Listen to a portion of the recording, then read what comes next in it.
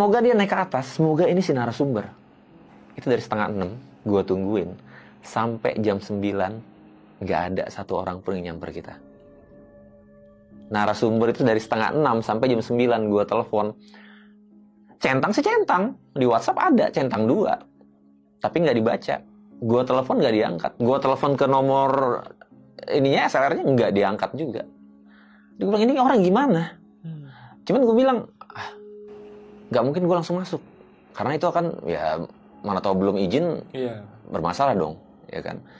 Sambil keliling, gue sambil foto-foto tuh. Lagi-lagi gue foto-foto lagi. Terus gue coba buka pintu depan. Pas gue dorong gini, buka.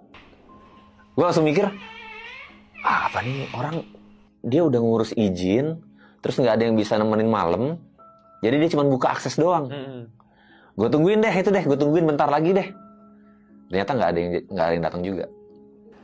Ya ini mungkin salah gue juga, tapi menurut gue karena kita udah nunggu selama itu, dan kita nggak tahu apa yang terjadi sama si narasumber ini, pintu terbuka, ya udah deh gue bilang ke Dika, kita mulai aja. Kalau di tengah jalan nanti ada orang yang datang, ya udah kita cut, kita keluar lagi. Ya udah, ayolah. Kita mulai dari mana? Dari sini. Gue bilang nggak usah, kita mulai dari belakang aja. Dari belakang, jadi kita dari akses pada saat kita baru nyampe, kan disuguhi sama belakang rumah dulu kan. Nah, jadi ya udah ya. Gue bilang kita mulai dari situ. Parkir mobil di belakang, kita turun.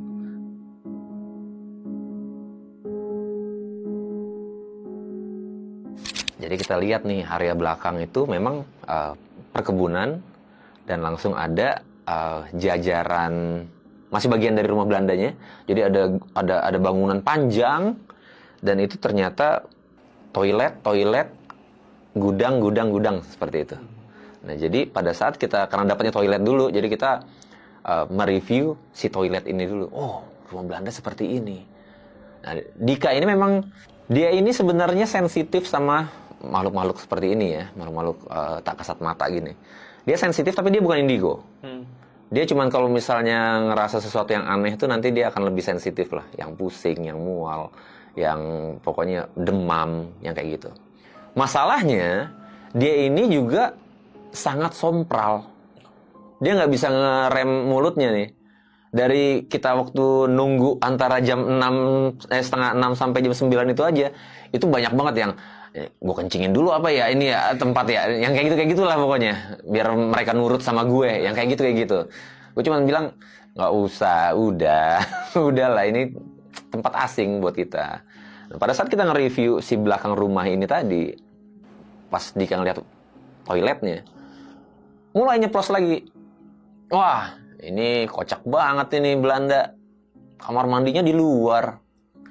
Di depan kebun. Kalau misalnya rakyat lagi berkebun, bisa diintipin dong. Digituin. Ya pokoknya kayak gitu.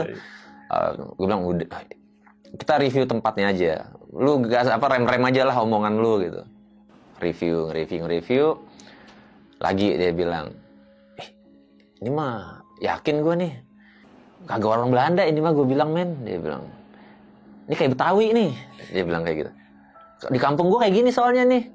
Dia orang Depok nih kan. Jadi kalau habis berkebun nih men, ntar WC-nya ada di mana, di luar, tinggal, jadi nggak akan masuk rumah lagi. Udah ini mah yakin gue nih kagak ada Belanda kayak gini. Ya udah kita review lagi aja ya. Kita fokus aja ke yang mau kita kerjain, gue bilang gitu. Ternyata pada saat udah masuk ke rumah-rumah ke jajaran toilet ini, sampai pintu belakang rumah, ternyata udah dimatiin, udah digembok. Jadi udah nggak bisa akses masuk ke dalam dari luar, dari belakang. Udah nggak bisa men berarti di sini. Ayo kita ke depan, naik mobil lagi. Sambil dia masih itu kalau misalnya di dalam kagak ada toilet dan misalnya ini emang rumah orang Belanda, gue bilang ini orang Belanda pelit nih. Masa buat toilet cuma sebiji doang di luar rumah lagi, udah gila dia bilang kayak gitu. Ya, gue masih diemin aja gitu kan. Kita naik mobil naik menuju ke bagian depan halaman rumah Belanda itu. Sampai gue parkir mobil, berhenti. Itu di situ transmisi udah gue taruh netral dan udah gue tarik rem tangan. Itu jaraknya dari belakang ke depan? Sekitar 100 meteran sih.